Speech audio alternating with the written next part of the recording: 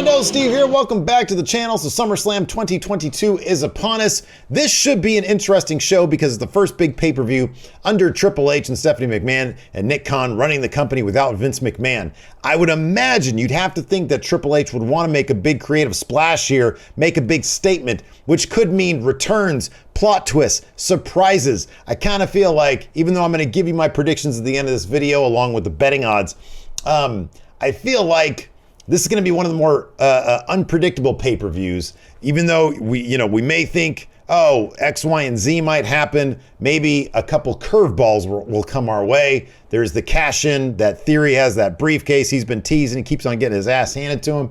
So, yeah, I kind of feel like this is going to be an interesting pay-per-view to see exactly what Triple H does. One of the big things that he can do, maybe, is give us some returns. So let's take a look at some of the possible names that we might show that might show up at SummerSlam. First up, Johnny Gargano. And Johnny Gargano was on, of course, he's a heavy Twitch streamer these days. He's a dad, and he's not signed with anywhere. So given that he's a big Triple H guy from his days in NXT, and now Champ is on main roster, there could be a connection there with DIY. It could be that Gargano is going to return. When asked about this on a Twitch stream of his the other day, he had this to say. And these transcripts come to you via my friendos over at Wrestle Talk. He said, "So you guys hear any good rumors lately or what? The comment section is going to be a wild one tonight, I'm sure of it. Yeah, look, I know what to expect. The moderators, I'm sure, are going to be watching and deleting a lot of things, but I obviously address the elephant in the room. I will obviously address the elephant in the room up front. You know the general rule on this channel and how this thing goes. I talk very openly about professional wrestling. I talk very openly about a lot of things, but if you're expecting to come here and me to flat out say that I'm coming back here or I'm coming back there, I'm doing this or I'm doing that, that's not going to happen. So to save the moderators some time and effort, if that is your question, I will answer a lot of questions. Ask whatever you want. Talk about wrestling. Talk about all that good stuff. I have no rules as far as that goes. But if you're going to ask me questions that I'm definitely not going to answer, just save yourself some time. Ask me something better than that, and I'll happily answer it. Clearly, he's not going to spoil a big return if he's coming to WWE or AEW or New Japan or anywhere else. But this was kind of interesting. When asked about if he's in shape for a TV return, he said this: "I will say that I'm pretty much what I would like to call TV lean. I'm not takeover lean yet, but I am TV lean to where I could show up on television at any point and I could be in good shape." I know that's going to take a life of itself that I'm saying this, but I'm being honest with you guys. I'm not going to say that I'm not. So, of course, we run with it over here at WrestleJuice. That could be confirmation. It's not confirmation of nothing. He's saying straight up, I'm not going to say, but if he were to show up on TV, he'd look pretty fit. He'd look pretty good. He'd be in Steve shape. No, that'd be horrible if he was in my shape. Oh, my God. Let's talk about a couple other names that could possibly return to WWE at SummerSlam. Sasha Banks and Naomi. Of course, they've been gone since May 16th. When they walked out, they handed Johnny Ace those tag team titles and were like, this sucks. We're out of here. And Johnny Ace then got kicked out of the company, and Vince McMahon got kicked out of the company. And so it might be natural, given that Triple H seemingly has always had a good relationship with Sasha Banks and Naomi, that maybe they would make overtures to bring them back because they're pretty popular. Sure enough, that seems to be the case. Dave Meltzer from the Wrestling Observer appeared on an episode of the Sports Illustrated Media podcast this past Thursday and was asked if Vince McMahon leaving WWE could lead to Sasha and Naomi returning. He said this: "It's kind of up in the air. I mean, they're gone. The last I heard was that there would be attempts to be made to reconcile, especially with Vince gone. So it's up in the air. I don't think there's anything definite just yet." I would not be shocked at all, given how Stephanie and Triple H both seem to appreciate women's wrestling and what it can offer to WWE a bit more than Vince McMahon and his take on women's wrestling, to see Sasha and Naomi back in the company probably sooner than later. That would not shock me at all. I'd love to see it. Would you like to see it? Let me know in the comments below. While you're dropping that comment, do me a favor, hit that like button, hit the subscribe button, a little notify bell next to it. Make sure you always get your new Wrestle Juice. Let's move on. What about Bray Wyatt? This guy, the former WWE champion, has dropped what seems to be a hint on a possible WWE comeback. by changing the bio on his Twitter account. So apparently, after Vince was kicked out of the company, retired, whatever you want to call it, he changed his Twitter bio to this quote, "Begin again, kid, it's what you do," with the initials VKM following the quote. Bray Wyatt has dropped a lot of hints over the since he's been released that he's coming back, and he still hasn't. So I don't know. See, the funny thing is I've never heard of any relationship status between Triple H and Bray Wyatt. You would think, given that he was one of the bigger merch sellers in the company, and Triple H is a fan of guys who just like to tell cool stories, that he'd maybe be interested in Bray Wyatt. I'll never forget that one moment on SmackDown ages ago, like 2016 or something like that, when Triple H had the title and Bray Wyatt and the family's there, and he looks at the title and he sort of touches it, I think. Oh, it was a great moment. And they just really never... They kind of dropped the ball with Bray Wyatt over and over again. There was a lot of cool moments, and then they would just sort of, fizzle out. But it'd be great to see Bray Wyatt back in the company and see what he maybe could do with Triple H. Maybe if Triple H had said, hey, you get this much time every week, what do you want to do with it? And let him run with it. Maybe he can produce something pretty compelling. I don't know. Maybe he just likes making movies at this point. He doesn't want to have anything to do with wrestling. I'm sure he could probably make a lot of money doing wrestling, though. Two more names. Bayley. Apparently Bayley's ready to go at any time. I don't know if where she would really figure into a SummerSlam return necessarily. Maybe at the end of the SmackDown match between Liv Morgan and Ronda Rousey, she'll come back and confront whoever wins that match. Maybe not. Maybe they'll save her for the SmackDown following the show. Maybe the Raw following the show if she decides to switch brands. I don't know. Edge. Of course, it seems like Edge is going to come back probably at SummerSlam to help out the Mysterios against Judgment Day. But again, who knows? You know, it'd be really cool, given that these Edge vignettes have a very Bray Wyatt feel to them. What if he left to go find Bray Wyatt, and he's bringing Bray Wyatt back with him to take on, I don't know, Seth Rollins or Judgment Day or both or something like that? I'm sure there's a lot of cool stuff you could do with that. I know Edge seemingly didn't want to do supernatural stuff with Judgment Day, and Bray Wyatt's kind of a supernatural character, but maybe they can find a happy medium that'll keep both guys happy. That'd be kind of a cool pairing, Edge and sort of his 1998 type persona and Bray Wyatt together. That could be kind of fun. What do you guys think? Let me know in the comments below. So that's it as far as returns and rumors go. Let's talk about betting odds and predictions. So at this point, if you don't want to know what the betting odds are because you believe that there's some sort of indication as to what's actually going to happen, feel free to fuck off. Go watch another video or something. That's totally cool. I'll put something right here if I remember.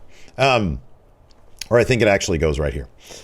So I'm going to give you guys my predictions. I'm going to let you know what the betting odds say. And we'll go ahead and dive into this. First up, we will start with the Judgment Day versus the Mysterios. The Judgment Day currently are a narrow favorite to win and a minus 250. The Mysterios and a plus 170. My prediction on this, the Mysterios won their last match against the Judgment Day. The Judgment Day then beat the shit out of them backstage. I feel like Judgment Day needs this more than the Mysterios. I'd like to see Dom turn. I don't want to see him in Judgment Day. I'm kind of curious to see what Triple H can do with Judgment Day now that they're away from Vince McMahon. There's a lot of cool talent in Judgment Day, but they're really kind of corny and they act like goofs. But yeah, this one's kind of a toss-up for me. I'm leaning in the direction of the Judgment Day, but it could easily be the Mysterios here. Let's move on. Pat McAfee versus bum-ass Happy Corbin. Currently, Pat McAfee is the favorite. I don't know if this would be considered a heavy favorite necessarily. He's a minus 400. Corbin's a plus 250. The opening odds were a little closer than that, but they seem to land on Pat McAfee being a solid favorite here. That makes all the sense in the world. On the go-home episode of SmackDown last night, Happy Corbin kicked Pat McAfee square in the balls. And what does Pat McAfee do? He's a punter, so he's going to punt the shit out of Happy Corbin. I can see that happening. Let's talk about this here. Logan Paul versus The Miz. Celebrity match. Logan Paul's totally going to win this. The only question really is how he's going to win it against The Miz. He could totally just win clean. Right now, he's a heavy favorite here at minus 2,000 against The Miz's plus 700. Ciampa is sort of the wild card here. I really hope that Ciampa ends up turning on The Miz and begins a program with The Miz in which he wins clean every single time because Ciampa needs a big push, and Triple H loves him some Tommaso Ciampa. So I can totally see that happening. Let's move on to Bobby Lashley versus Theory. My early prediction on this was Theory, and if Vince McMahon was still in charge, I'd still go with Theory, but he's not. And I feel like the story they're telling right now with Theory is he is failing miserably to convince anybody that he's able to cash in on anything. It's open season on Theory these days. We saw Drew McIntyre Claymore the living shit out of him to close SmackDown, which is pretty great. Bobby Lashley right now is the close favorite here to win with a -300 to Theory's +200. That's where I'm leaning right now. I'm going to put a couple points on that for Lashley when we do the going in Raw predictions during the show. Right now he is the favorite, and he's my favorite as well.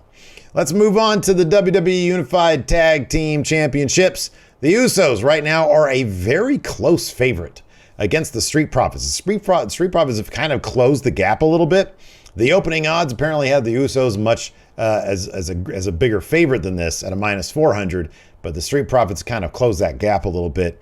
I still expect the Usos to win. I'm going to go with the betting odds here. I still expect the Usos to win. All signs point to the Street Profits breaking up. Montez Ford going solo. He's been bulking up later. He looks like a single star. They keep on referencing it on TV. So yeah, I think the Street Profits are going to end up losing this. And I hope Dawkins turns on Montez to give Dawkins that heel persona. Maybe he'll join up with, like, I don't know, MVP or maybe a different manager to help guide him as a solo act. I think he's going to need a little more guidance as a character than Montez would. Let's move on to the WWE Raw Women's Championship match. Bianca Belair currently the heavy favorite on -500, and Becky Lynch is 300. The only question here is, how quickly will Bianca win this match? Of course, famously, Becky Lynch came back last year at SummerSlam and won her match against Bianca Belair in 26 seconds.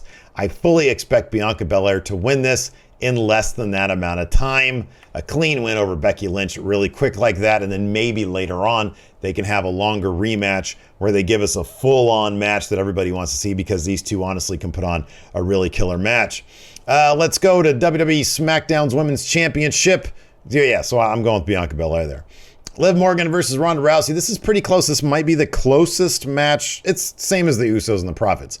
Liv Morgan currently is a -200 favorite. It's a very close one, though, because Ronda Rousey's only a +150. I get the feeling that Liv Morgan, they're going to want to solidify her as somebody who can hang with the bigger names, and that means she needs to beat Ronda Rousey clean. That probably doesn't mean tapping her out, but certainly with her finisher, I think it's called Oblivion, if I'm not mistaken, she might hit that on Ronda Rousey. Maybe Rousey will be distracted, but I hope they don't do that. I hope Liv wins this clean with no distractions and Ronda Rousey sort of at her best.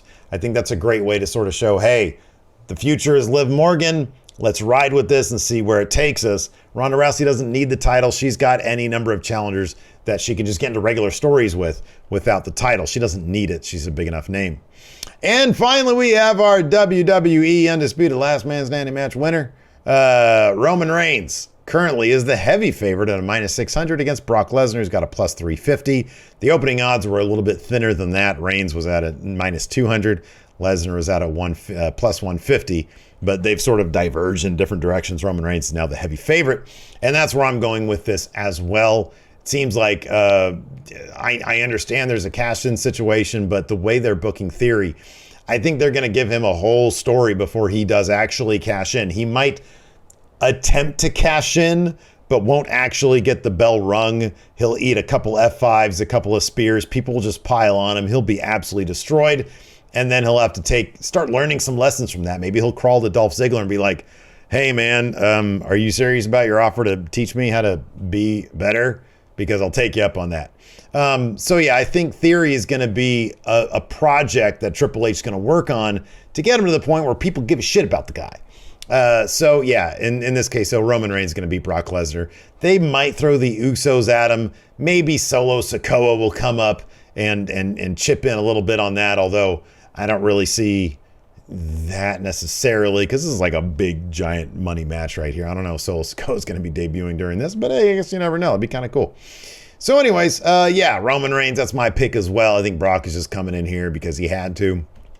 So yeah, that's going to do it for this last minute news, rumors, and betting odds and predictions episode of WrestleJuice. Thanks so much for tuning in. I appreciate it. Check out this video right here. And like I said, hey, do me a favor, hit that thumbs up, hit that subscribe button, little notify bell next to it. I'd appreciate it. And we'll see you over at that video.